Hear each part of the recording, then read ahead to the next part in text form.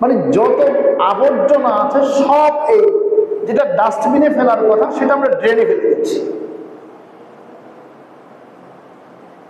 কোনটা ফেলতে হবে ডাস্টবিনে, কোনটা ফেলতে হবে ড্রেনে, এতটুকু জ্ঞান আমাদের ভিতরে আছে, জ্ঞান আছে। এই জ্ঞানটাকে খাটাই না বা এটাকে ব্যবহার করি না। আমরা চিন্তা করি যে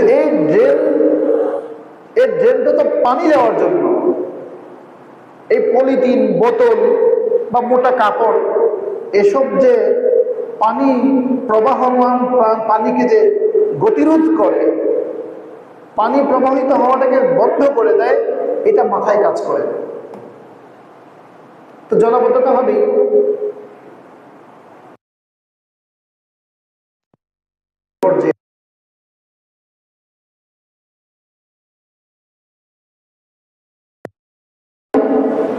পাহাড়কে আমরা কেটে ফেলছি, পাহাড়ের গাছ কেটে ফেলা হচ্ছে।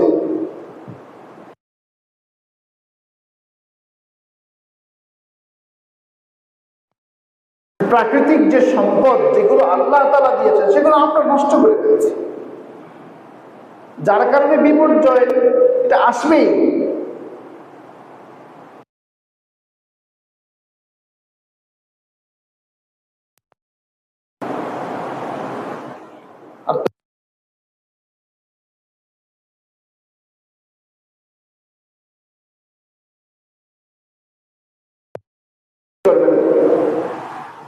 যাদের বয়স খুব মোটামুটি 70-80 বছর, যারা জিজ্ঞেস করলে তখন ওনাদের কাছ থেকে গল্প শুনলে বোঝা যায়, জানা যায় যে আগে বন্যা কেমন হতো।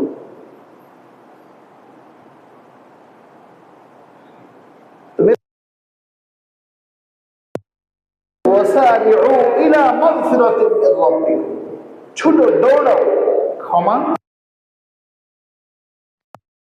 প্রতিপালক যে ক্ষমা করে সেদিকে দৌড়ো। এখন আমরা ক্ষমার দিকে ছুটছি না, ছুটছি অপরাধ। আমরা অপরাধকে চিহ্নিত করতে পারি না।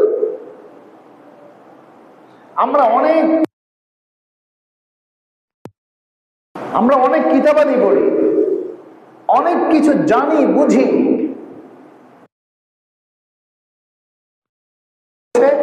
আমরা অপরাধ কোনটা সেটাকে চিহ্নিত করতে, আমরা চিহ্নিত করে তা থেকে বাঁচতে হবে সেই দৃঢ় সিদ্ধান্ত আমরা নিতে পারি। অজ্ঞতা, এটাই হলো আমাদের ধ্বংসের অন্যতম একটা কারণ, আমাদের পতনের কারণ। আমরা অন্যায় চিহ্নিত করতে পারি। যেমন এই যে কথা এই জন্য বারবার বলছি, বা এটাই হয়তো চলতে থাকবে, এই কথাটা এই জন্য বলছি, এখানে এই জিনিসটা ফেললে পরে যে পরিবেশ দূষণ হবে বা এটার যে পানির প্রবাহটা বন্ধ হয়ে যাবে, মানুষের কষ্ট হবে, এই জিনিসটা কয়জন বুঝে এটা থেকে বিরত থাকছে? কয়জন মানুষ এটা থেকে বিরত থাকছে? এরপর আসেন রাস্তার কথা। এই বৃষ্টির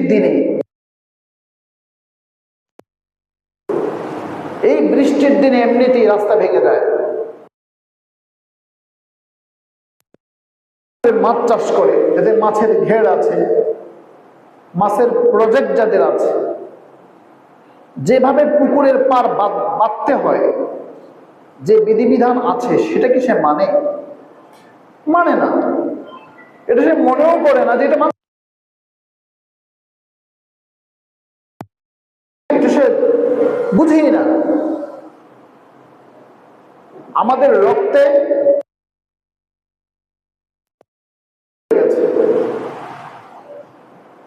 অন্যায় ঢুকে গেছে। আমরা এজন্য কোনটা অন্যায় কোনটা ন্যায় এটা আমরা বুঝতেই পারি না। সবকিছু বরাবর আমাদের রুচির দুর্ভিক্ষ। রুচির দুর্ভিক্ষের কারণে আমাদের অবস্থা হচ্ছে।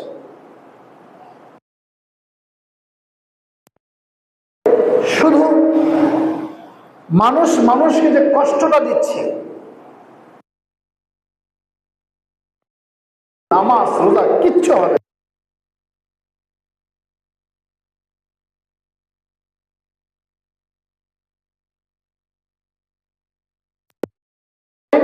আপনার এই মহল্লার মানুষ, এই পাড়ার মানুষ সবাই কষ্ট করে, জলাবদ্ধতা হচ্ছে। আপনার একটু সমস্যা, আপনি একটা সমস্যা করার কারণে আপনি একটা পলিথিন ছেড়ে দিয়েছেন, এখন ড্রেন দিয়ে পানি যাচ্ছে না। আপনি একটা পলিথিন ফেলেছেন, আপনি ভাবছেন আমি আর কি করছি। আপনি তো ঠিকই নামাজ পড়ছেন, তাহাজ্জুদ পড়ছেন, সেজদা দিচ্ছেন, আপনার নামাজ রোজা কি কাজে আসবে? তো কোনো উপকার নাই। আপনি কষ্ট করছেন, আপনি কষ্ট দিচ্ছেন।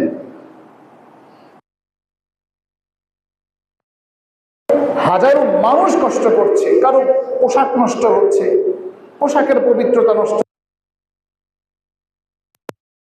আমি ময়লা পানি দিয়ে, আবর্জনা পানি দিয়ে মানুষ হেঁটে হেঁটে আসছে, মানুষের কষ্ট হচ্ছে।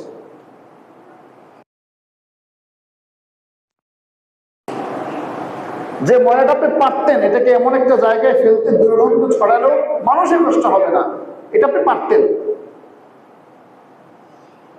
আপনি করলেন কি? বাস কত মানুষের কত সমস্যা হচ্ছে, কত মানুষের কত সমস্যা হচ্ছে। এখন এই যে আমাদের হাতের তৈরি, আমরা হাত দিয়ে যেটা তৈরি করেছি, এই প্রতিকূল পরিবেশ বা প্রতিকূলতা, এর জন্য এই জন্য যে শাস্তি যে কতটুকু হবে দেখেন। হাদিস বলছি, মুসলিম শরীফ হাদিসটা আসছে, এটা ইমান বিদউ ওয়া সাবউনা শুবাতান, ইমানের 70-এর অধিক শাখা আছে। সর্বোচ্চ শাখা হলো লা ইলাহা ইল্লাল্লাহ বলা। আল্লাহ রাসূল বলছেন আদনাহা, সর্বনিম্ন যে শাখাটা আছে,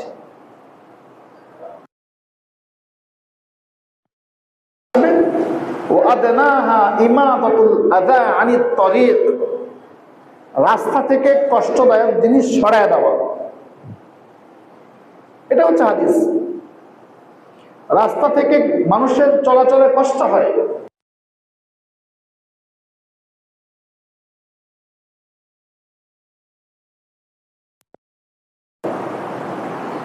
দেখেন সম্ভবত ওমর ইবনে আব্দুল আজিজ রাহিমাহুল্লাহ তাআলা অথবা হযরত ওমর রাদিয়াল্লাহু, এখন মনে আসছে না কথাটা কে বলেছেন, যে কোনো একজন বলেছেন পাহাড় দিয়ে এক পাহাড় থেকে আরেক পাহাড়ে প্রাণীর আসা যাওয়া করে, প্রাণীর চলাচলের, আমাকে জিজ্ঞেস করা হবে যে আমি কেন প্রাণীর চলাচলের রাস্তাটাকে,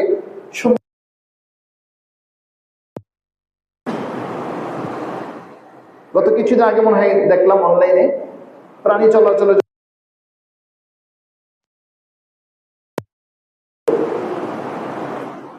তো বিষয়টা এই জন্য বললাম, দেখুন প্রাণীর ব্যাপারে যদি এতটা জিজ্ঞাসিত হয়, এতটা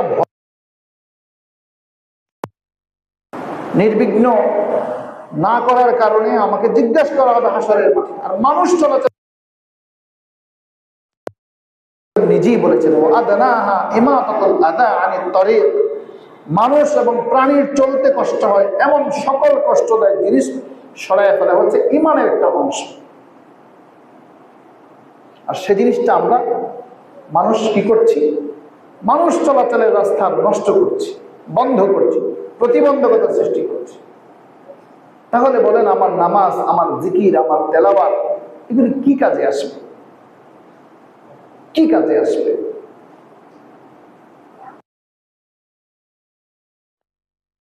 সিটি কর্পোরেশনের একটা নিয়ম আছে, কি পরিমাণ রাস্তার জন্য জায়গা ছাড়তে হবে, ছাড়ে না।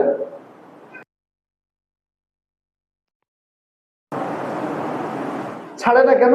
বাড়িটা ছোট হয়ে যাবে, ঘরটা ছোট হয়ে যাবে। আমি যদি জায়গাটা না ছাড়ি, আমার পেছনের ভাই কষ্ট করবে। ফায়ার কখনো আগুন লাগলে অ্যাম্বুলেন্স যেতে পারবে না। আরে মানুষ মারা জায়গা, এ হচ্ছে আমাদের দুনিয়াটা। আমরা খুব সহজে বুঝি, অর্জন করা বড় কঠিন। যেভাবে বাড়িঘর করা হচ্ছে, পৌরসভা বা সিটি কর্পোরেশন বা ইউনিয়ন পরিষদের নিয়ম বা এমন কোন ব্যক্তি যদি আসেন, ক্ষমতায়ন হন, সব ভেঙে চুরে চুরমার করে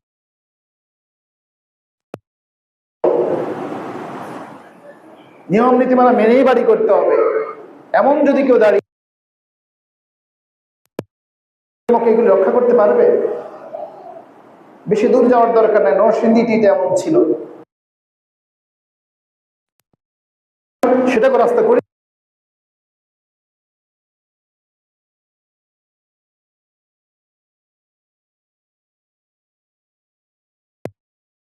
যতটা সহজ,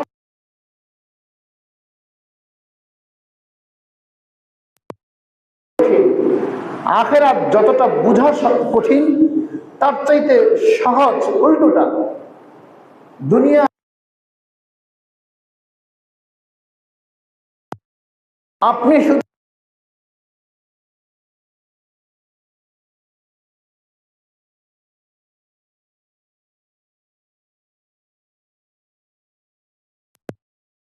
আপনাকে প্রকৃত মুমিন বলা হবে, ঠিক আপনি আপনার কোন একটা কারণে পানি শয়তানের কাতারে চলে গেলেন, রাস্তাটা ভেঙে যাচ্ছে, রাস্তার ক্ষতি হচ্ছে, কোনো ব্যক্তি হন, আপনি মানুষের চলাচলের রাস্তায় ক্ষতি করছেন, প্রাণীর চলাচলের রাস্তায় আপনি ক্ষতি করছেন, এমন কি আপনি মানুষের কাতারে না? আপনি মানুষ না। কারণ আল্লাহ রাসূল যখন বলছেন ওয়াদানাহা ইমাতাতুল আদা আনিত তরিক, সেখানে বলা হয়েছে রাস্তা থেকে কষ্টদায়ক জিনিস সরায় দাও। মুশরিক চলাচলের রাস্তা নাকি প্রাণী চলাচলের রাস্তা, এরকম কোনো ব্যাখ্যা সেখানে নাই। আমরা কি করছি? উপেক্ষা করে চলছি। আমরা ঈমানদার, আর আমরা আসমানের দিকে তাকায় থেকে রহমত আসবে না, অসম্ভব, এটা কখনোই হতে পারে না।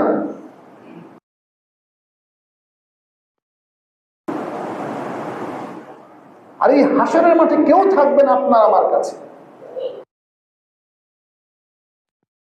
ছোট্ট মনে হতে পারে যে একটা ছোট্ট একটা বিষয় নিয়ে হুজুর এভাবে ধরছেন, এটা ছোট্ট বিষয় না, এটা ছোট্ট বিষয় না, এটা একটা বড় বিষয় হয়ে যেতে হবে না। নরসিংদী শিবপুর ভালো ভালো এলাকা,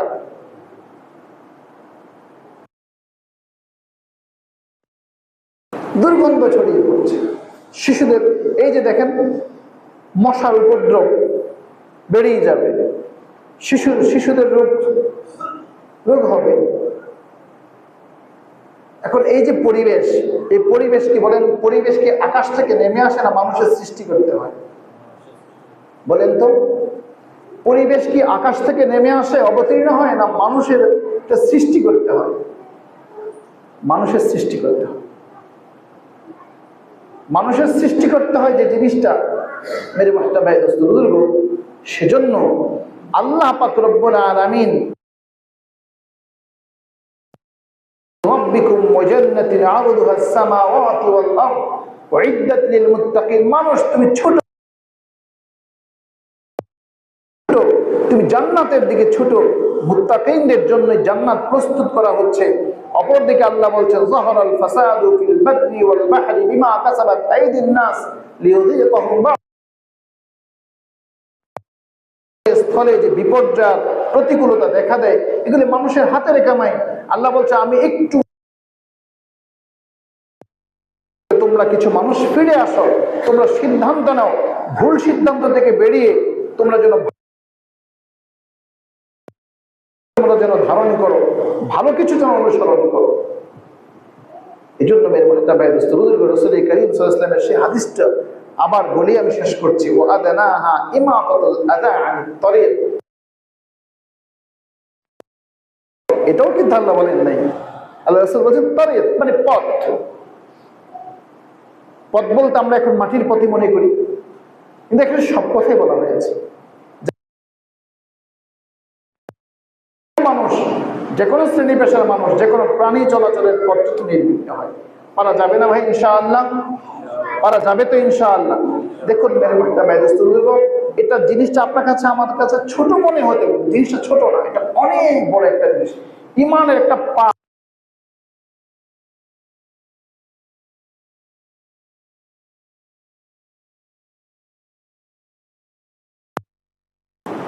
এই কাজ কেমনটা করছেন, লাভ না হলে করবেন না, ছেড়ে দিবেন।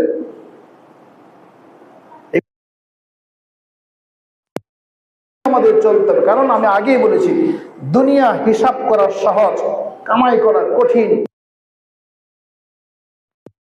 কিন্তু কামাই করা একদম না, আখিরাত বুঝাটা কঠিন, কামাই করা সহজ। আমাদের তৌফিক দান করুন। ওমা আলাইনা ইল্লাল বালাগ।